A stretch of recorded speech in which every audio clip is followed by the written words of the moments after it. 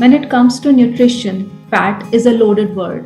There's a common misconception that fat makes you fat. So it's the first thing that people try to cut from their diet when they want to lose weight. And food companies have done their best to run with this ideology, marketing products as low fat, diet, and healthy. But does fat really deserve the bad rap it's had for the last couple of decades?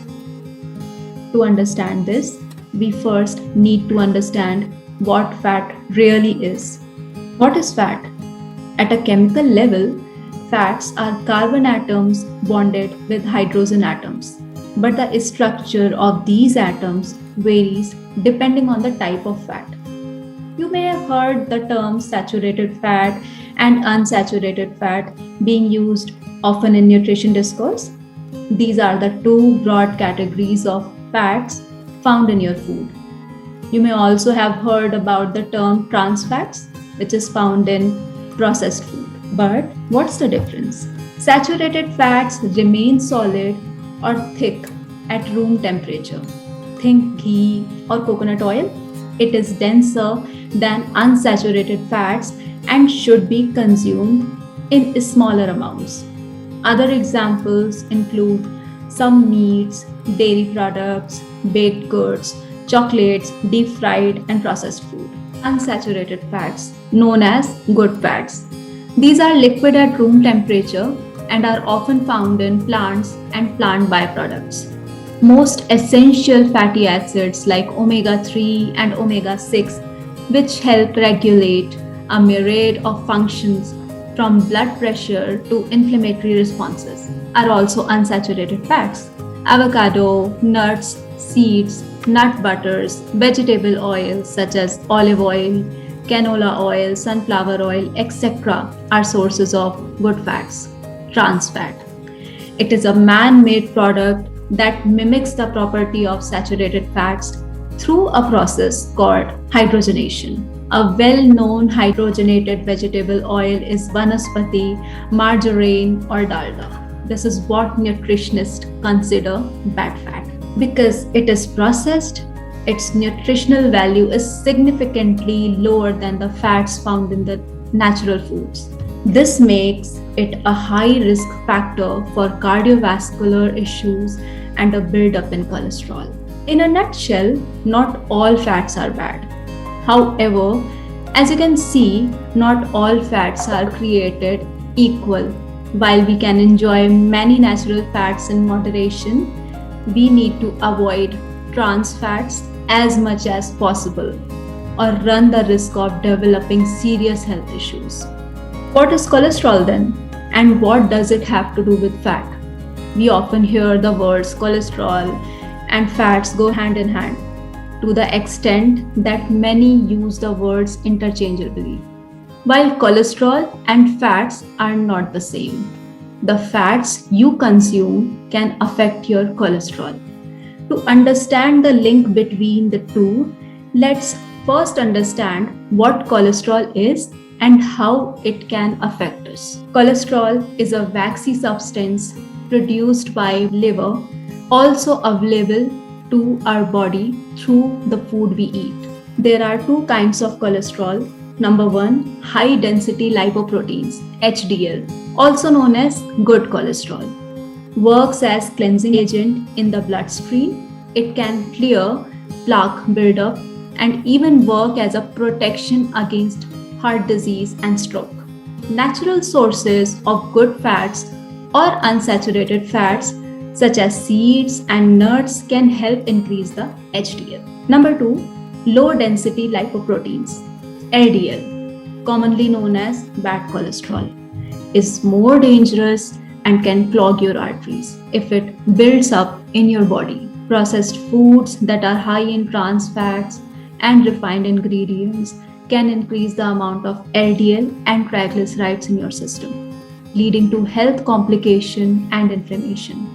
Further, unsaturated fats can help lower LDL values. The ratio between your total cholesterol and HDL or good cholesterol levels should be less than 3.5. Maintaining this balance is especially important because it can mitigate health risks like cardiovascular diseases. The best way to do this by monitoring your diet, since the kinds of fat you consume affect the HDL and LDL values. By avoiding processed trans fats and incorporating more natural unsaturated fats from nuts, seeds, and pulses, you can ensure that the ratio remains balanced. What role do fats play in our lives? Fats are needed to perform several vital bodily functions. Number one, source of energy. Fats have a higher caloric content than any other micronutrient, almost 9 calories per gram, and are a dense source of energy. Number two, absorb vitamins. Fat help your body absorb fat soluble vitamins like A, D, E, and K. Number three, regulate body temperature. Fat helps regulate body temperature and maintain metabolism. Number four, increase satiety. Fats help you feel full after every meal so you don't overeat. Number five, protect internal organs. Essential fats acts as cushion and protect internal organs from impact during injury. Number six, improves brain functions. We need to get enough omega-3 fatty acids because these are the essential building blocks of our brain and they are important for learning and memory. Number seven, completely eliminating fats, especially good fats, from your diet means you are actually putting your health at risk. So, how much fat should you consume? Ideally, about 20 to 25% of your total calorie intake should come from fats, nuts, oil seeds, cold pressed cooking oil, etc. Of this, less than 10% should come from saturated fats like ghee, coconut oil, butter, etc. Say you have a 2000 calorie diet, about 400 to 500 calories should come from fats. If you are looking at the gram value, you should get 45 to 50 gram of fat from your diet. As a rule of thumb, consume more unsaturated fats, replace saturated fats with unsaturated fats, and avoid trans fats.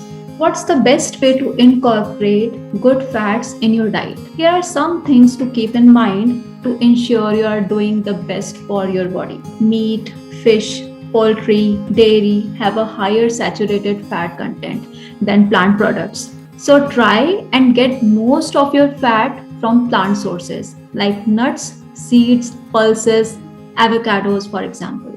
A very simple way to incorporate these in your diet would be to replace a snack with a handful of nuts, a handful of almonds and walnuts, or sesame and chia toasted on a bowl of fruits. Replace your mayo or butter with avocado spread, etc. Get your fat content from the source rather than processed product as much as possible. Use grated coconut instead of coconut oil, nuts instead of nut butters with added sugar, etc. The less processed the food is, the better it is for your cholesterol levels. What about supplements? Do we need them? The average person doesn't need to consume supplements like fish oil tablets unless there's a severe deficiency in a particular nutrient. Check with a doctor or nutritionist before incorporating supplements in your diet. Get your required essential fatty acids from natural sources such as fish, nuts and seeds, avocados, and more. If you continue to eat fats, how can you lose weight? Like we have discussed so far, fats, good fats, are essential for survival. So you need a balanced diet that includes all nutrients through varied food groups, which nourish your body, fats and carbs included. It's important to note that when you say you want to lose weight, you actually want to lose the fat and not the muscle or tone. So your diet also needs to be supplemented by a regular workout, both cardio and muscle training. While cutting fats out is not an option. You can pay attention to your calorie intake and focus on creating a calorie deficit. That is, consume fewer calories than you can burn. Bottom line, when we talk about fats, the conversation is usually clouded by assumptions. But completely removing fat from our diet is not the way to a healthier life. Instead, choose to eat good or unsaturated fats, avoid eating bad or trans fats, and eat saturated fats in moderation.